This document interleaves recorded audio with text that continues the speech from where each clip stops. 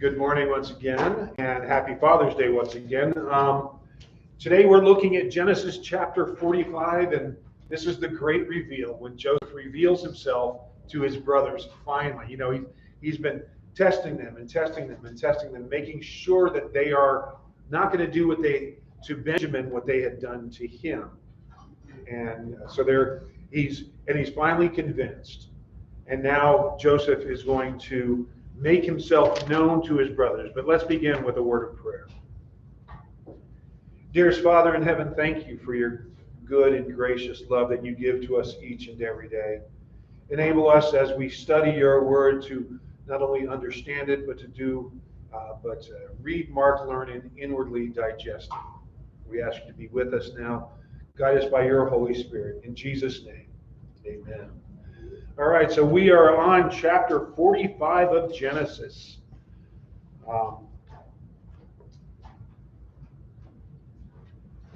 Right at the end of this, we saw Judah saying, "Let me take Benjamin's place." And then Joseph, we're on chapter 45. Then Joseph could not control himself before all those who stood by him. He cried, "Make everyone go out from me." So no one stayed with him when Joseph made himself known to his brothers. And he wept aloud so that the Egyptians heard it, and the household of Pharaoh heard it.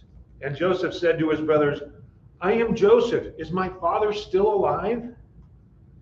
But his brothers could not answer him, for they were dismayed at his presence. So Joseph said to his brothers, "Come near to me, please." And they came near. And he said, "I am your brother Joseph, whom you sold into Egypt. And now do not be distressed or angry with yourselves because you sold me here, for God sent me before you to preserve life. For the famine has been in the land these 2 years, and there are yet 5 years in which there will be neither plowing nor harvest. And God sent me before you to preserve for you a remnant on earth, and to keep alive for you many survivors. So it was not you who sent me here, but God. He has made me a father to Pharaoh, and lord of all his house, and ruler over all the land of Egypt. Hurry and go up to my father and say to him, 'Thus says your son Joseph, God has made me lord of all Egypt. Come down to me, do not tarry. You shall dwell in the land of Goshen, and you shall be near me, you and your children and your children's children, and your flocks, your herds, and all that you have. There I will provide for you, for there are yet 5 years of famine to come, so that you and your household and all that you have do not come to poverty. And now your eyes see, and the eyes of my brother Benjamin see, that it is my mouth that speaks to you. You must tell my father of all my honor in Egypt and of all that you have seen. Hurry and bring my father down here.' Then he fell upon his brother Benjamin's neck and wept, and Benjamin wept upon his neck. And he kissed all his brothers and wept upon them. After that his brothers talked with him. When the report was heard in Pharaoh's house, Joseph's brothers had come. It pleased Pharaoh and his servants. And Pharaoh said to Joseph, 'Say to your brothers, do this, load your beast and go back to the land of Canaan, and take your father and your households and come to me. And I will give you the best of the land of Egypt, and you shall eat the fat of the land.' And you, Joseph, are commanded to say, 'Do this, take wagons from the land of Egypt for your little ones and for your wives, and bring your father and come. Have no concern for your goods, for the best of all the land of Egypt is yours.' The sons of Israel did so, and Joseph gave them wagons according to the command of Pharaoh, and gave them provisions for the journey. To each and all of them he gave a change of clothes, but to Benjamin he gave 300 shekels of silver and 5 changes of clothes. To his father he sent as follows: 10 donkeys loaded with the good things of Egypt, and 10 female donkeys loaded with grain, bread, and provision for his father on the journey. Then he sent his brothers away, and as they departed, he said to them, 'Do not quarrel along the way.' So they went up out of Egypt, and came to the land of Canaan to their father Jacob. And they told him, Joseph is still alive, and he is ruler over all the land of Egypt.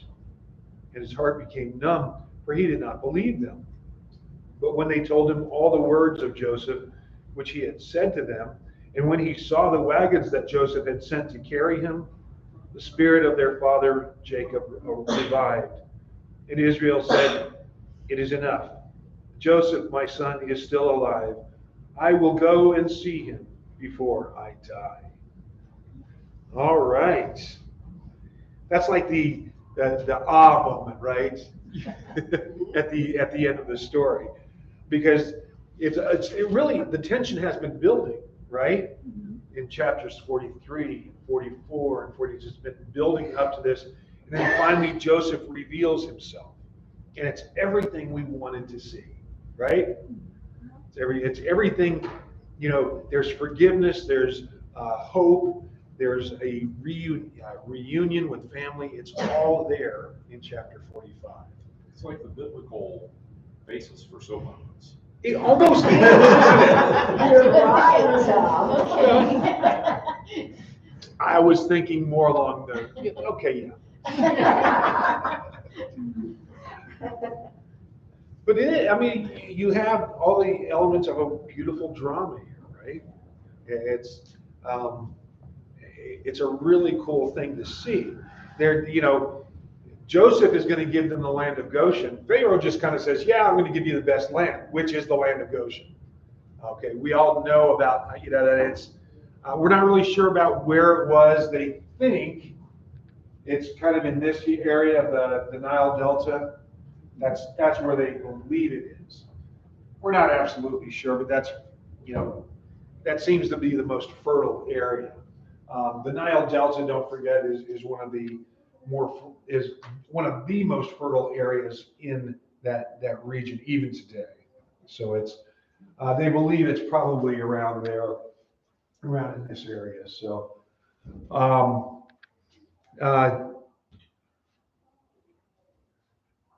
the big question, of course, the first question here is, why do you think Joseph could actually tear the mask off that he'd been wearing? Well, he tested them all this time, so now he knew that his brothers were sincere. So this was the time to reveal that he was still alive. He was testing them, and had they passed the test? Yes, they did. Yeah, he was saying, you guys sent me here, but I loved what he said there. You didn't send me here; God sent me here, so that I could preserve you, which I thought was just. What an amazing statement that is, isn't it? So yeah, why could he do it? Because he tested them. He knew that they would do the right thing, that there was no way they were going to leave Benjamin there. So he made sure that they had, I don't want to say learned their lesson, but that they wouldn't do what they had done to him. So he could trust him,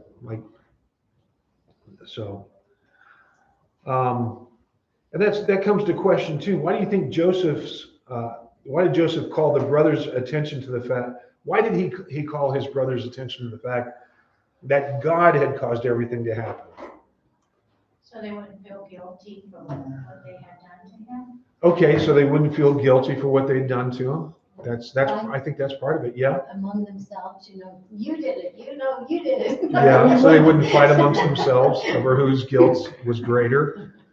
And it's just a beautiful testament to who's really in charge of all of this. It is. It's a great testament to who's in charge of all of this. It could be even more than just allaying their guilt. Is when he brought that perspective of, he's letting them know, you have nothing to fear from me. Right. You don't have to fear my retaliation. What you meant, you did this, but God is the one that actually, started this path. Yeah, you sent me into Egypt. You sold me into slavery. You sold me into Egypt.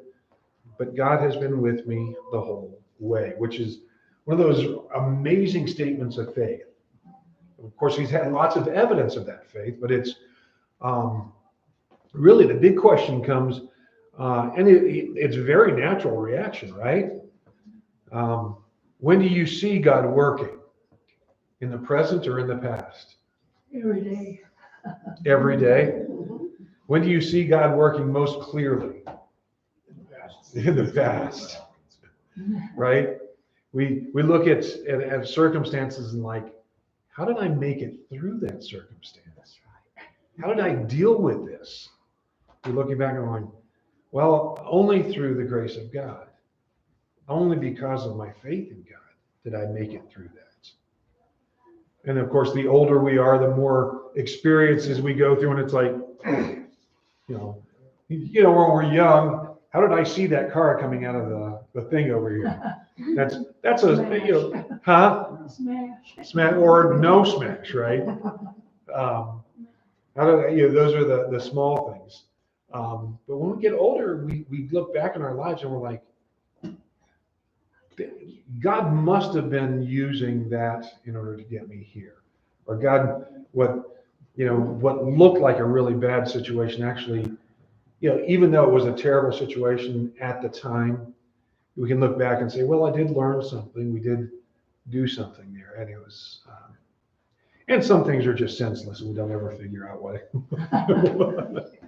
Joseph had those prophecies about the sheaves bowing down to him. And all that time, that's still in the back of his mind. And then he begins to see, oh my gosh, here I am in charge of all the grain of the land. And here are my brothers bowing down in front of me. Bowing down. I mean, at that moment that they bowed down to him, that had to be like, yeah. wow, God. Yeah. I mean, again, what do we say? Hindsight's 20/20, right? When we look back, and I think that's a lesson for us too, right? We don't always see God's hand in the moment. That's how many times have he said, why God? Why did it Yeah. happen? And suddenly later in life, you go, yeah.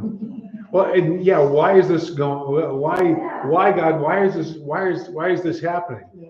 Of course, when we're saying that, what we're actually saying is, why is this happening to me? Yeah. That it happened to somebody else, but why is it happening to me? So, what a long view that Joseph had there, especially there in verses 7 and 11. Verse 7 says what? And God sent me before you to preserve for you a remnant on earth, and to keep alive for you many survivors. It's one of those things that God always does. He always preserves for himself a remnant.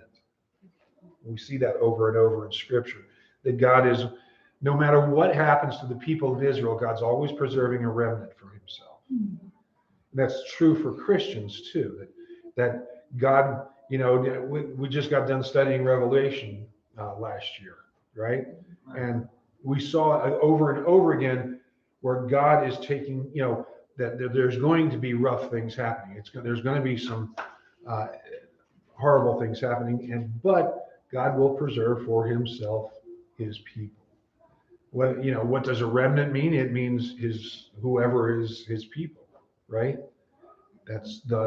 So he always preserves his people. He wants us to endure. I always love it when people talk about God's going to bless me. I'm like, yeah, he already has, but there's the Ephesians chapter, I think it's in Ephesians 4, where he says, he's talking about the armor of God, but it's like when all the wind goes against you, you have to still stand. Sometimes it's not moving forward. Sometimes it's not even moving backwards. Sometimes it's just standing and enduring the storm. It's just standing and saying, endurance, perseverance. Those are the things I see. When everything is assailing you, and just saying, I don't care, I still believe. There's no, when all evidence says you shouldn't believe and you still believe, I still believe. It doesn't That's matter. like when he was in prison. Mm-hmm. And, you know, who would think that's a good thing? But he continues to be the godly person that Yeah. he is, Yeah, it's, whatever's going on around. that's, I, I, I think I've said it here before. God calls us to be faithful. He calls us to be faithful. He doesn't, I mean, he calls us to be missionaries, to bring the word of God into our families and our communities, but he wants us to be faithful. As the church, as individuals in the congregation, he calls us to faith, and he calls us to be faithful. So it's and that can encompass many, many things. But it's, you know, being faithful is being in the faith and doing faithful things, if you will. Not to earn, obviously, like I said to the kids, not to earn his forgiveness, but because he has already forgiven us. So that was verse 7. Verse 11 says, there I will provide for you, for there are yet 5 years of famine to come, so that you and your household and all that you have do not come to poverty. So there is that provision. God sent Joseph there in order to provide for Jacob and the rest of the family, for Israel, that basically to keep his plan of salvation alive. So, You know, what this whole narrative over quite a few chapters here, to me, part of the reason it's here, and there's a lot of reasons, but it's here to strengthen us. oh, We like to look at absolutely. the news and look at how the world is just spiraling out of control. Yeah, It all happened before. it And to me, did. that's strengthening that as bad as it appears to us today, Right. all the same stuff is going on throughout history. Throughout history. And I remember somebody saying, well, the brutal, either police or whatever brutal, all these protests are getting out of hand. And I'm going, now, I wasn't a teenager yet in the 60s and 70s, but I remember, you know, police aren't, the National Guard's not opening up on college students, you know, like they did at Kent State. And as bad as it looks, as bad as it feels, I think that's more what it is. It feels really bad. It's like, we're actually doing pretty good. You know, if all we're worried about is our feelings, you know, I'm Part of it is we can see more at once and it feels like it's Yes. closer just because of the that. news is much more immediate, much more now, and we can see much more. You know, something happened in Topeka, Kansas. We'd never hear about it out here, even 20 years ago. You know, it'd be a small town thing. What's that? And now we know. And now everybody knows because it's always on video. It's all on the internet. It's all From a first person perspective. from a first person perspective. Yes. So, But even in Jesus' time, right? I mean, Yeah. He was asked, should we be paying taxes? He said, yeah. of course you Who pay said taxes. there? And the Roman government was incredibly corrupt and brutal, Mhm. right? I mean, it wasn't Yeah. all nice and easy. Yeah, but when you start having problems with your baseball at the Dodger Stadium, then you get real. Right? I don't know. Gladiator fights in the Coliseum? Yes, Jay. 5 years of famine Uh-huh. I'm talking about. Is that something that God told Joseph? Or did Joseph just realize it's cycling, and all I gotta do is read history and know that it's time for another 5 years of famine? Well, no, God had revealed it to him. Remember in the dreams of Pharaoh's dreams? About it was like the cows first, and then it was, what else was there? The starving cows and the cows are plenty, and then the starving cows. God had revealed that's what those dreams meant. So it was only 2 years into the famine. So it's 5 more years of famine that are on their way. So Jacob decides to bring his family out. What an amazing blessing that Joseph recognizes that it is God who has done all this. And And let's think of it, let's face it, how could he do otherwise? Yeah, boy, that's good luck. I just happened to, happened to interpret these guys' dreams, and he's told Pharaoh, and now Pharaoh's put me on the, that was good luck. Oh, bad luck, Potiphar's wife. Oh, well.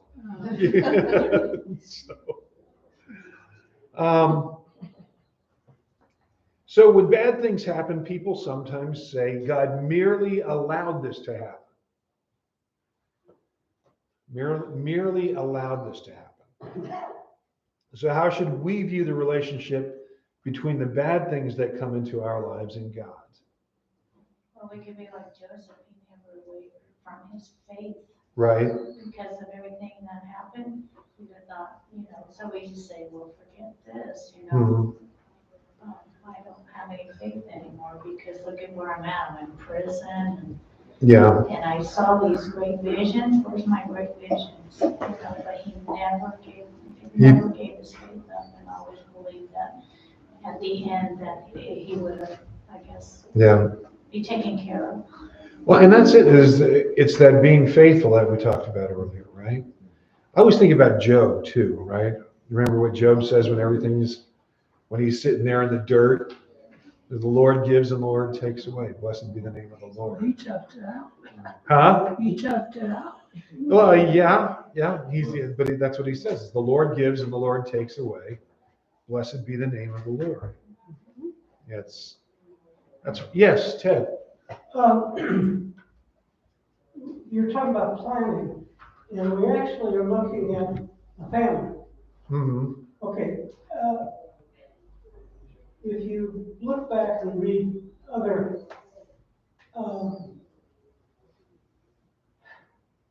philosophies or peoples or beliefs, they say that it would have never happened had there not been planning.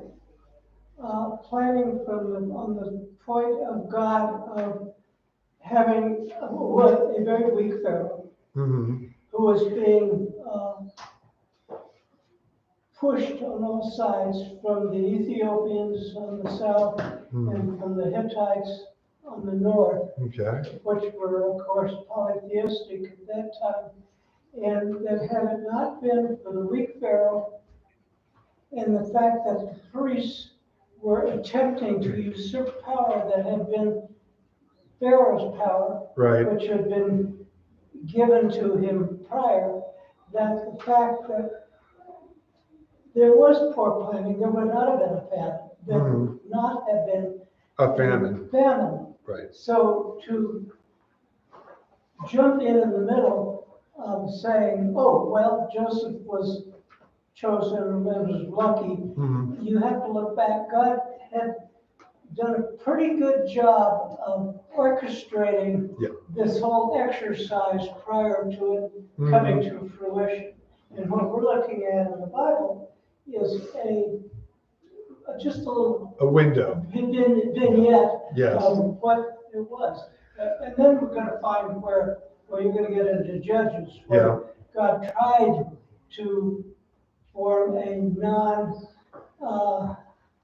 basically a theocracy. And it didn't work very well. No. There's a great book. It's actually 3 books, but it's all in one book by Paul Meyer. It's talking about the birth of Christ. It's called In the Fullness of Time. And Paul Meyer, I don't know if you're familiar. He's a historian. He's Dr. Paul Meyer. He's son of Walter A. Meyer, who was the Lutheran Hour speaker, the original Lutheran Hour speaker. It's his son, Paul. But he wrote these, it was 3 books, 3 short ones that they put into one book called In the Fullness of Time, which talks about all the historical things that were going on around the time when Jesus is born. And it's like, you see how God has everything is moved into the exact space at the exact time, in the, if you will, fullness of time that Christ comes into this world at the very perfect time for him to be able to do what he had to do, which is kind of an amazing thing. but it's also, well, he's God and he does these things. He's a mover and a shaker. He is the mover and the shaker. Because he does. Something that's beyond our capability to understand. God thinks in millennium, not in days and weeks and hours and years. It's in millenniums. Actually, we've talked about that. God is outside of time. And he's like, all right, I'll put this in. It's the butterfly effect. You've ever heard the butterfly effect? Yeah. Huh? I liked the movie. The movie was good, where a butterfly flaps his wing in Africa and it creates a hurricane in the United States because of that's one small thing, but that's what God does. He does, well, not, obviously, we don't know for sure if a butterfly causes a hurricane, but he takes one small event and it's leading on his plan, and there's no way you or I could ever figure that out. And my third year at seminary after my vicarage, I was this close to being kicked out of seminary. See, literally this close. I mean, if I had not written a response to my vicarage report, a response to all the points that my supervising pastor made, I'd been gone. And you wouldn't have your wonderful pastor here. Fullness of time. What's that? The fullness of time. God does funny things in our lives. He does weird things. I mean, it's one of those crazy things. This question 4, though, reminds me of God's foolishness is better than our best wisdom. Mm-hmm. By lots, right? Yeah. It's almost not even the right. We will ask it, but when we ask, why is this happening to me? That's kind of from a selfish perspective, because there's no way we see the bigger picture. Yeah. It's kind of like what you were just saying. Exactly. Right? It's just, What it's about when beyond. bad things happen as a result of sinful nature? Mm-hmm. What about it? Well, does God allow that to happen because of sinful nature, or does he cause that to happen? Oh, that's a big question. We're debating that. Here's- I'd like for you to answer that. Here's the answer to that question. Sovereign and in control. Here's the answer to that question. Yes. Yes. I know it was 2 questions. The answer is yes. And I guess that kind of illustrates what I was just talking about, right? Yeah. That from our vantage point, it looks bad. Mhm. We don't understand the totality of how it works into a greater scheme. And it may actually be good, though it doesn't feel very good at the time, right? Not to minimize anybody's sorrows or struggles. No. But there's bigger, you just look at Joseph, right? He was tossed in prison over false accusations. And But that was outside of Joseph. He didn't cause that to come No. to himself, but we cause things that happen to ourselves or to other people that we care about because of the sinful nature that we've got. But God, does he author that? Is he the author of the sinful nature that we've inherited? And does he cause that to happen? And, do we say God works through all, never let it be said that God tempts you to sin. Right. No. James chapter 1. Yeah.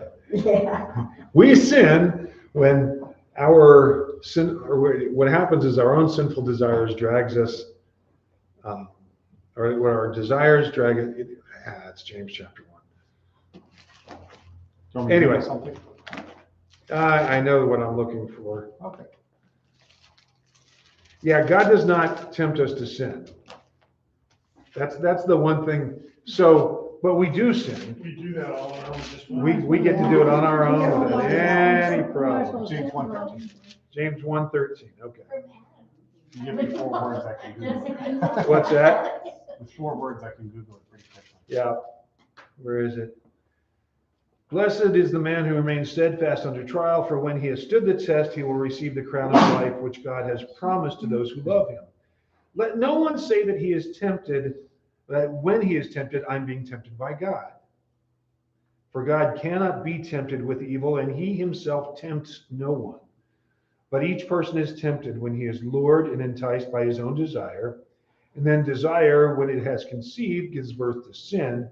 And sin, when it is fully grown, brings forth death. That's so does God cause us to sin? No.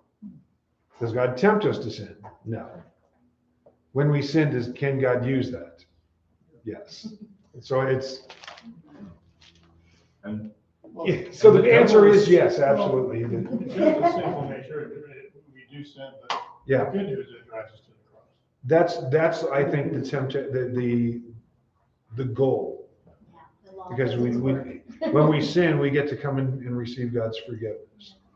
But don't forget, what shall we say then? Shall we sin the more that grace may abound? Romans 6:1. And my favorite Jewish statement, God forbid. God forbid we should do such a thing. So. And the devil still roams. Mhm. Right? And like in Job, Yeah. the devil can still do stuff. God's going to use that for a purpose. Yes. And the devil doesn't do all the physical things that he did in the Old Testament. He is bound, as it were. But he still tempts us. He still has the powers of persuasion. Those are the things that Satan will do. And it's not so much it's not even persuading us to sin. It's persuading us that sin that we did isn't that bad. Or the sin that we did isn't nearly as bad as that other guy's. Romans 8:28, which Tom was just referring to, or Fred was just referring to. We know that for those who love God, all things work together for good, for those who are called according to his purpose. Romans 8, of course, is a beautiful chapter. So can we trust God's promises? Yes. Yeah. I think the NIV said, and we know that in all things God works for the good. I kind of like that translation a little bit better because it's God doing it. God is working in our situation. So and we know that in all things God works for those who love him and who have been called according to works. You know what I'm saying? To me, it's a better translation, but I'd have to really work hard on that translating part of it, and I'm too lazy to do that. So, but it's the emphasis here is on God doing the work, and not that things are working for. It's like we know that for those who love God, all things work together for good. It's just like, hey, it's all doing all right. But the flip side is true too. God will provide. God will always provide. And that's why my things look horrible, God will provide. Doesn't mean that we're not supposed to be good stewards, right? We're still supposed to be good stewards of what God has given to us, but God will provide. So. But Joseph shows that you still have to have one prepper in the family. One prepper in the family.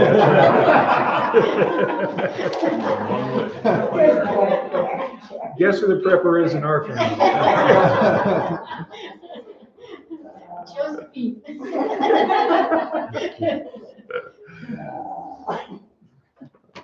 Well, I prep in different ways. I make sure that anyway, I don't want to say that on the internet. So let's close with the Lord's Prayer. Our Father, who art in heaven, hallowed be thy name. Thy kingdom come, thy will be done on earth as it is in heaven. Give us this day our daily bread, and forgive us our trespasses, as we forgive those who trespass against us. And lead us not into temptation, but deliver us from evil. For thine is the kingdom, and the power, and the glory, forever and ever. Amen. Every time we do divine